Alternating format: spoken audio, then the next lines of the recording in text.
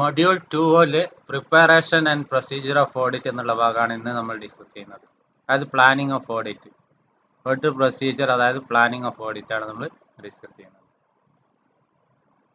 Pre arranging and coordinating the work of audit എന്നുള്ളതാണ് audit planning കൊണ്ട് ഉദ്ദേശിക്കുന്നത്. Planning of audit എന്ന് പറഞ്ഞാൽ pre arranging and coordinating the work of audit.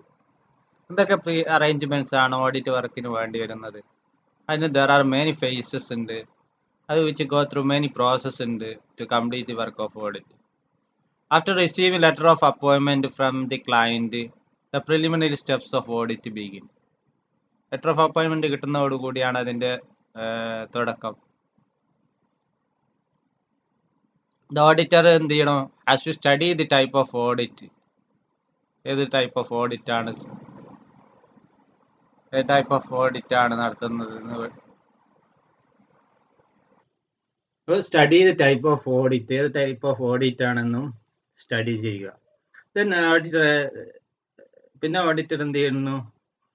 അതിന് time allocate ചെയ്യുന്നു. Arranging the work among audit സ്റ്റാഫിന്റെ ഇടയിൽ എന്ത് ചെയ്യുന്നു? വർക്ക് അലോക്കേറ്റ് ചെയ്യുന്നു. Then auditor should realise the scope and responsibilities.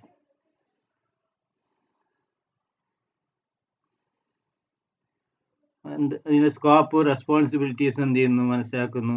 Then decide technique, അതിനനുസരിച്ചുള്ള ടെക്നിക്സും പ്രിൻസിപ്പിൾസും ഒക്കെ അപ്ലൈ ചെയ്യുന്നു. ഇതാണ് അതിന്റെ രൂപം.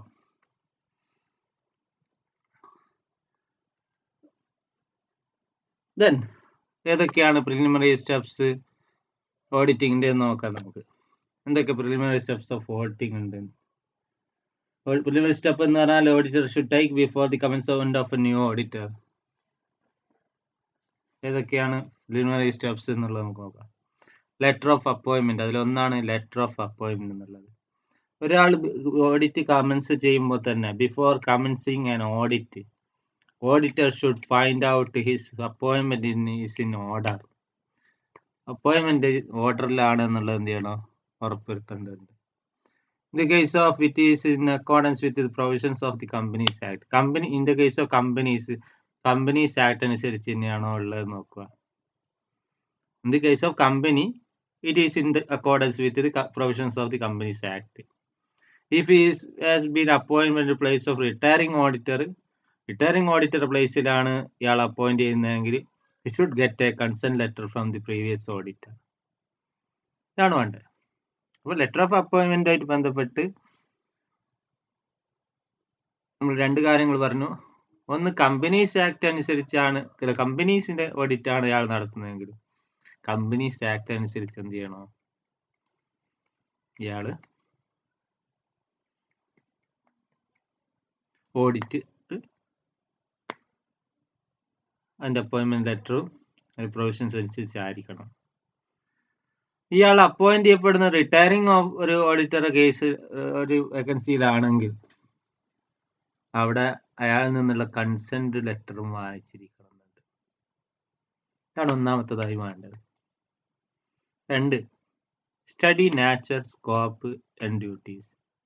Auditor should study the nature, scope and duties of his appointment.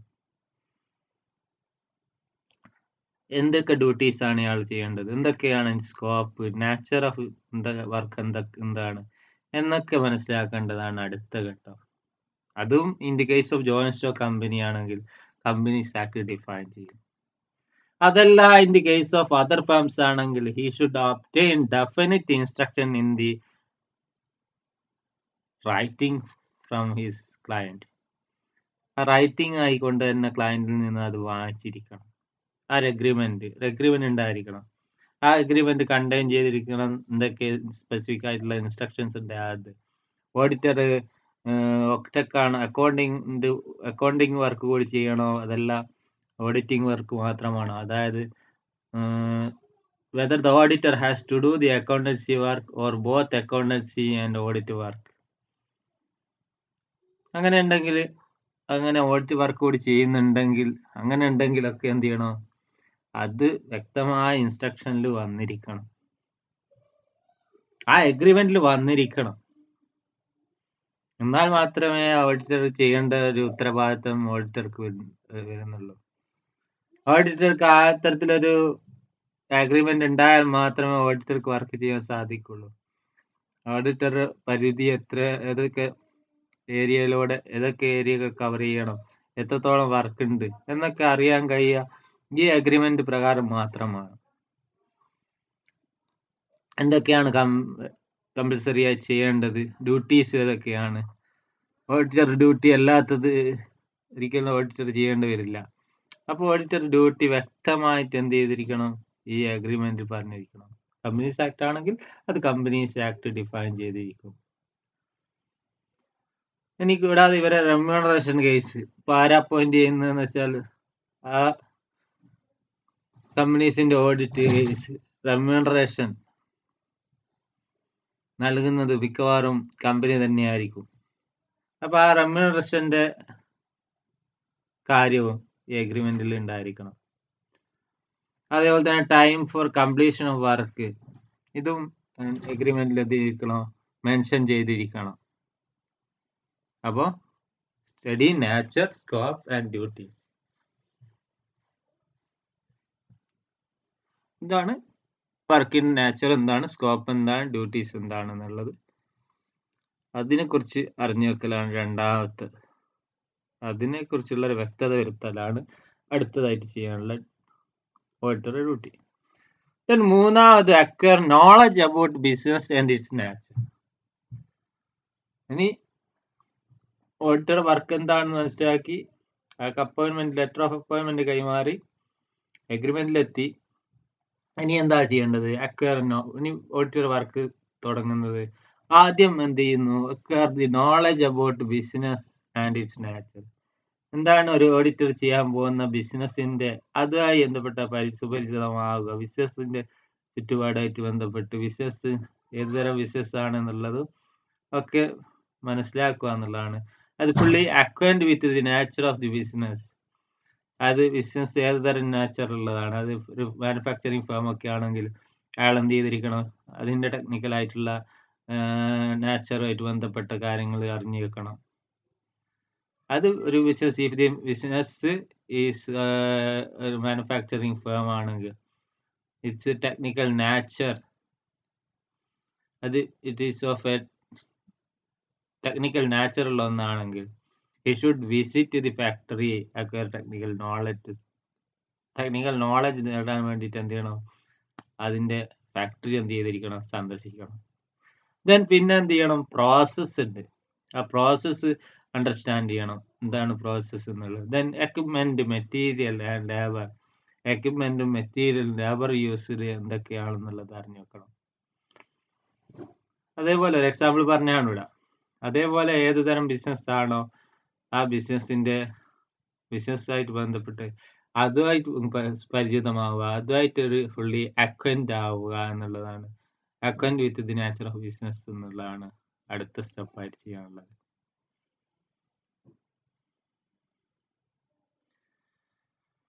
Next, verification of legal documents. നമ്മൾ പറഞ്ഞു ലെറ്റർ ഓഫ് അപ്പോയിന്റ്മെന്റ് ലഭിച്ചു, study ചെയ്തു, ബിസിനസിന്റെ നാച്ചർ, സ്കോപ്പ്, ഡ്യൂട്ടീസ്, ബിസിനസിന്റെ നാച്ചറിനെ കുറിച്ചുള്ള നോളജ് അക്വയർ ചെയ്തു. ദെൻ എനിക്ക് ചെയ്യാനുള്ളത് വെരിഫിക്കേഷൻ ഓഫ് ലീഗൽ ഡോക്യുമെന്റ്സ് എന്നുള്ളതാണ്. ഒരു സ്ഥാപനത്തിലെ ലീഗൽ ഡോക്യുമെന്റ്സ് എന്തൊക്കെയാണ് അത് പരിശോധിക്കാനുള്ള ഉത്തരവാദിത്വം കൂടിയാണ്. He should study the legal documents of the business. അത് കമ്പനിയൊക്കെ ആണെങ്കിൽ memorandum of association, articles of association തുടങ്ങിയ ഡോക്യുമെന്റ്സ് ആയിരിക്കും. ഇനി ഇപ്പൊ പാർട്ണർഷിപ്പിലൊക്കെ ആണെങ്കിൽ പാർട്ണർഷിപ്പ് ഡീഡ് ആയിരിക്കും അതിന്റെ കേസിൽ ഉണ്ടാവുക. In the case of partnership firm, partnership deed ആയിരിക്കും എന്ത് ചെയ്യുക, ഇത്തരത്തിലുള്ള ഒരു ലീഗൽ ഡോക്യുമെന്റ് ആയിട്ട് ഉണ്ടാവുക. അതില് ഏതൊക്കെ ബിസിനസിനെ അഫക്ട് ചെയ്യുന്ന ക്ലോസസ് ഉണ്ടോ അതൊക്കെ തന്നെയും ശ്രദ്ധിക്കേണ്ടതാണ്, ഓഡിറ്റർ ശ്രദ്ധിക്കേണ്ടതാണ്. Auditor should note down the clauses of affecting the business.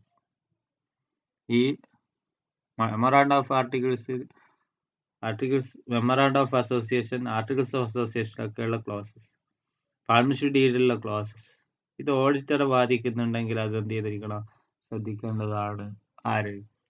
should note down the clauses of affecting the business. അത് ഓഡിറ്റർ എന്ത് ചെയ്യണം? ഓഡിറ്റർ നോട്ട് ചെയ്യേണ്ടതാണ്. ഓഡിറ്റർ അത്തരത്തിലുള്ള ക്ലോസ് ഉണ്ടെങ്കിൽ അത് ഓഡിറ്ററെ ശ്രദ്ധയിൽ വരേണ്ടതാണ് എന്നുള്ളത്.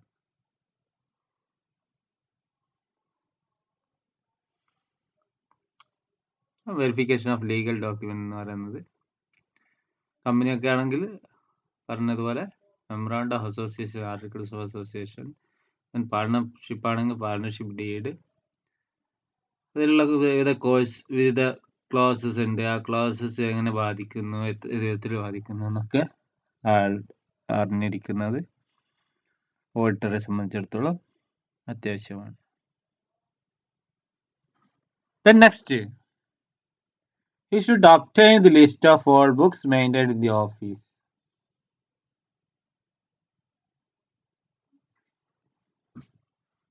ഒരു list of all books maintained office എന്ത് ചെയ്തിരിക്കണം? ഓഡിറ്റർ വാങ്ങിയിരിക്കണം. ഓഡിറ്റർക്ക് ഏതൊക്കെ ബുക്സ് ഓഫ് അക്കൗണ്ട്സ് എന്ത് ചെയ്യുന്നു, കീപ്പ് ചെയ്യുന്നുണ്ട്, അത് ആരൊക്കെയാണ്, അതിന്റെ ബുക്ക് കീപ്പേഴ്സ് ആരൊക്കെയാണ്. അത് auditor should obtain list of books maintained in the office together with the names of the keepers of such books with the specimen signature. അവരുടെ സ്പെസിമെൻ സിഗ്നേച്ചറോട് കൂടി അയാൾക്ക് എന്തിരിക്കണം, ലഭിച്ചിരിക്കണം. അതായത് auditor list of books collect ചെയ്യണം, ആ books keep ചെയ്യുന്ന ആളുകളെ സംബന്ധിച്ചിട്ടുള്ള രേഖകൾ വേണം. ദെൻ ആ കീപ്പ് ചെയ്യുന്ന ആളുകളെ സ്പെസിമെൻ സിഗ്നേച്ചറും ആരുടെ കയ്യിൽ വേണം? ഓഡിറ്ററുടെ കയ്യിൽ വേണം. ആ list, such a list should be duly attested by responsible official of the firm. ഒരു റെസ്പോൺസിബിൾ ഓഫീഷ്യൽ എന്ത് ചെയ്തിരിക്കണം? അറ്റസ്റ്റ് ചെയ്തിരിക്കുകയും വേണം.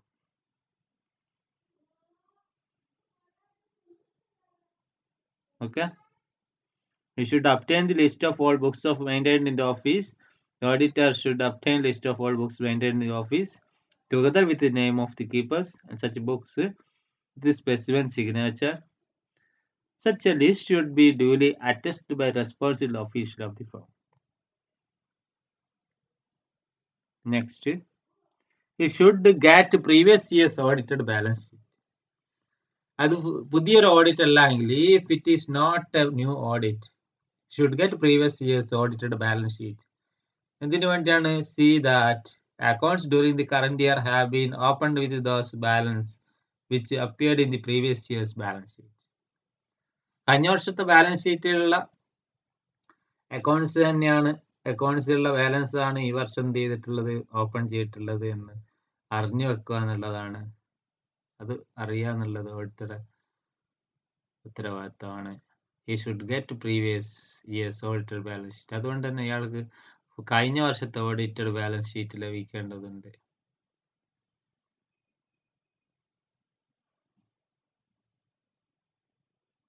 Then next, examine the accounting system. Accounting system examine ചെയ്യുക. എക്സാമിൻ ദി അക്കൗണ്ടിങ് സിസ്റ്റം എന്ന് പറയുന്നത് ക്ലയന്റ് സ്വീകരിച്ചുകൊണ്ടിരിക്കുന്ന അക്കൗണ്ടിങ് സിസ്റ്റം ഏതാണ്, ആ accounting സിസ്റ്റമായിട്ട് എങ്ങനെ ഒരു പരിചയപ്പെടുക. ആ ഒരു പരിചയപ്പെടൽ ആർക്ക് ആവശ്യമാണ്? ഓഡിറ്റർക്ക് ആവശ്യമാണ്. അതിനെന്തെങ്കിലും വീക്ക് പോയിന്റ് ഒക്കെ ഉണ്ടെങ്കിൽ അതും എന്ത് ചെയ്തിരിക്കണം, അതിനുള്ള പരിഹാരവും എന്ത് ചെയ്യണം, ഈ ഓഡിറ്റർക്ക് പറയാൻ കഴിയണം. He should examine the accounting system employed by the client and be familiar with the accounting system. If he finds any weak point, he should recommend remedy to those drawbacks.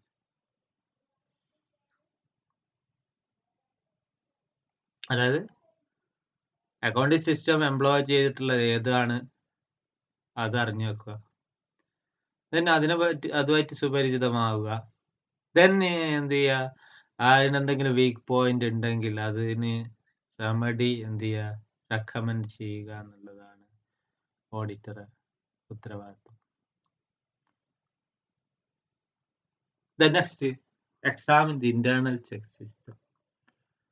ഒരു ഇന്റേണൽ ചെക്ക് സിസ്റ്റം ഉണ്ടെങ്കിൽ, if internal check system is in operation, he should get a written statement on the system of internal system. Internal check സിസ്റ്റത്തിൽ നിന്നൊരു return statement അയാൾക്ക് ലഭിക്കും.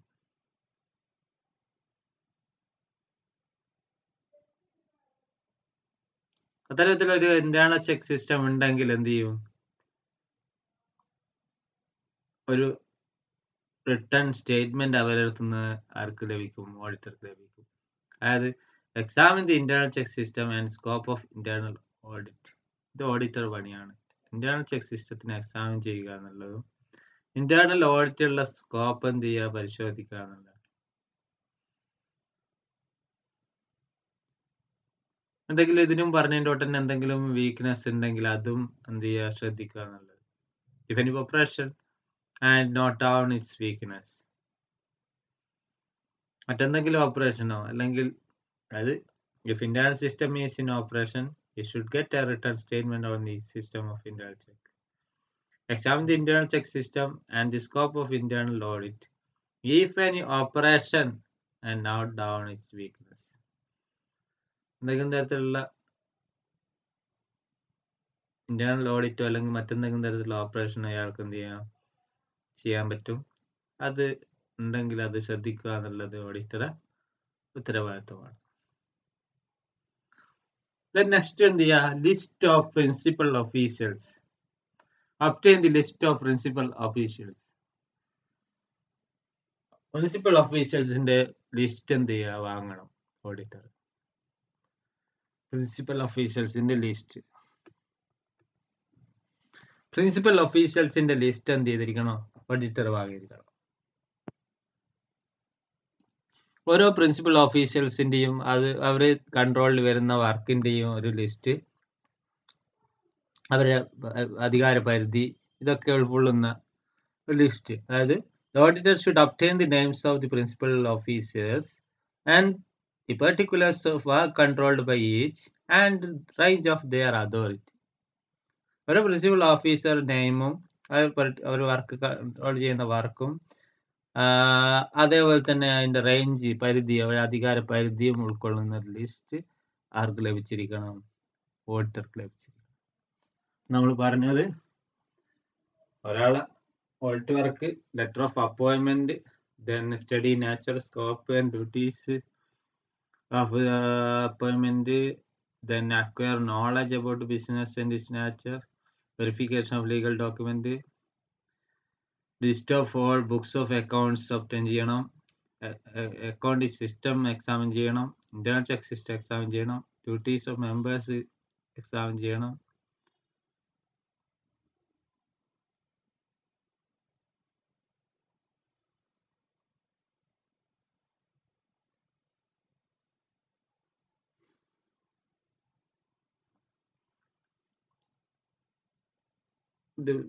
obtain the list of principal officials.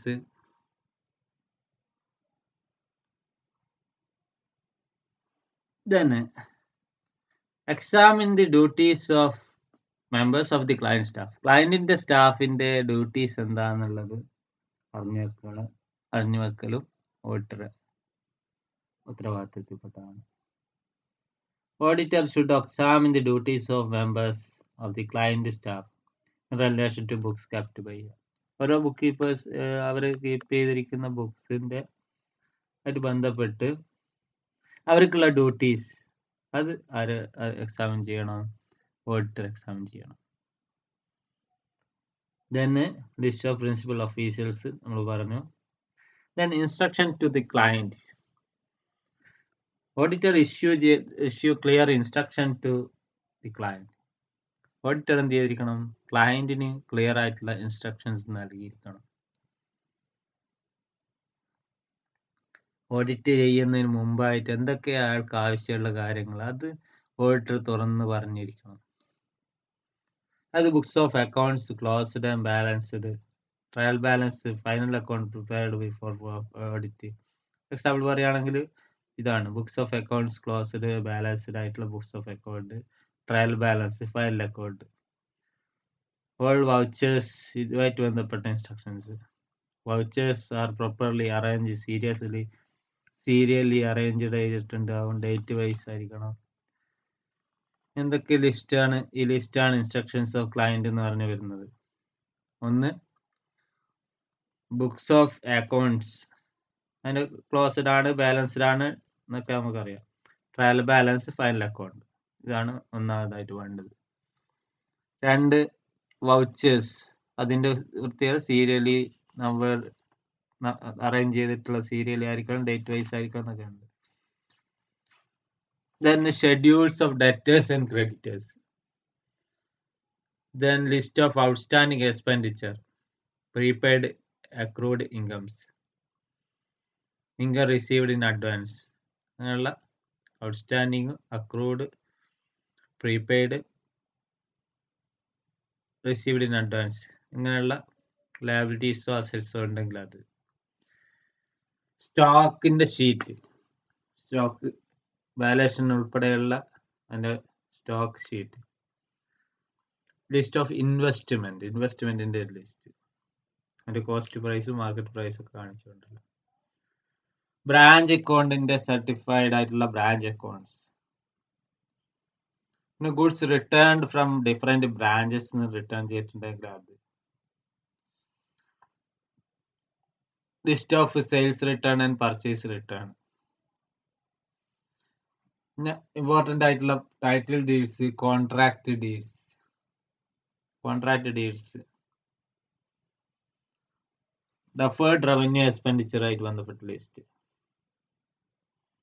Permanent capital expenditure ആയിട്ട് ബന്ധപ്പെട്ട list, names and address of managers and managing directors.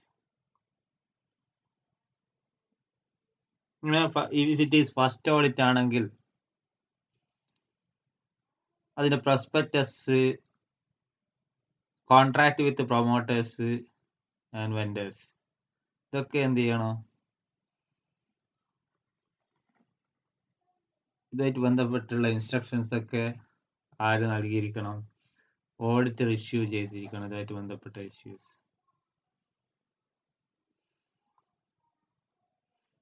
ഇതൊക്കെ ആവശ്യപ്പെടണം. ഈ books ഒക്കെ documents ഒക്കെ റെഡിയാക്കാൻ ഇൻസ്ട്രക്ട് ചെയ്യാന്നുള്ളതാണ് ഓഡിറ്ററെ ജോലി. Next preparation of audit program. അടുത്തത് ഓഡിറ്റ് പ്രോഗ്രാം എന്ന് പറഞ്ഞാൽ detailed plan of audit work to be performed by the auditor. ഒരു ഓഡിറ്റ് വർക്ക് അതിന്റെ ഡീറ്റെയിൽഡ് പ്ലാൻ ഓഫ് ഓഡിറ്റ് വർക്കാണ് എന്ത് ഓഡിറ്റ് പ്രോഗ്രാം. അതിന് റിട്ടേൺ ആയിട്ടുള്ള സ്കീംസ് ഉണ്ടാവും. ഓഡിറ്റർ അത് distribute the work audit staff. അതിന്റെ ബേസിലാണ് ഓഡിറ്റ് സ്റ്റാഫിന്റെ ആയിട്ട് എന്ത് ചെയ്യുന്നത്, ഡിസ്ട്രിബ്യൂട്ട് ചെയ്യുന്നത്. Next distribution of audit work. After preparing audit program, auditor divide the work among his assistant according to their experience, skill, qualification. ഈ പ്രിപ്പയർ ചെയ്തതിന് ശേഷം, ഓഡിറ്റ് പ്രോഗ്രാം പ്രിപ്പയർ ചെയ്തതിനു ശേഷം ഓഡിറ്റർ എന്ത് ചെയ്യുന്നു, അയാളുടെ വർക്ക് അയാളുടെ അസിസ്റ്റൻസിന് എന്ത് ചെയ്യുന്നു, ഡിവൈഡ് ചെയ്ത് നൽകുന്നു.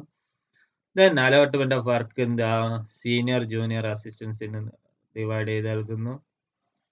ദെൻ അതിനെ ഓഡിറ്റർ എന്ത് ചെയ്യുന്നു, സൂപ്പർവൈസ് ചെയ്യുന്നു. Then next preparation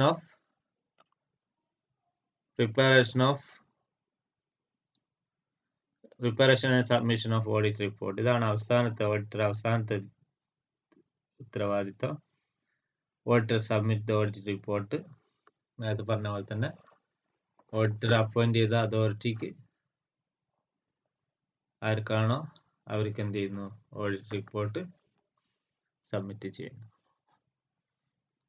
ഇത്രയാണ് ഓഡിറ്റ് പ്രൊസീജിയറിൽ വരുന്നത്. പ്രിലിമിനറി സ്റ്റെപ്സ് ഏതൊക്കെ നമ്മൾ പറഞ്ഞു.